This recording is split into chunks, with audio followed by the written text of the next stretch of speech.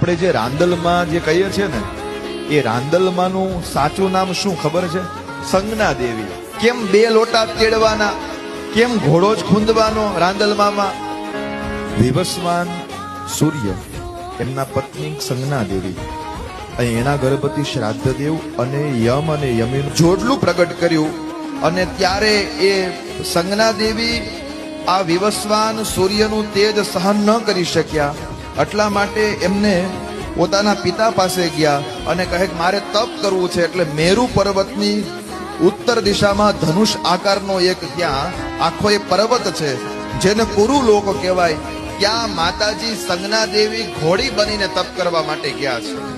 અને ત્યારે સંજ્ઞા દેવી પોતાની એક છાયા પ્રગટ કરીને ગયા.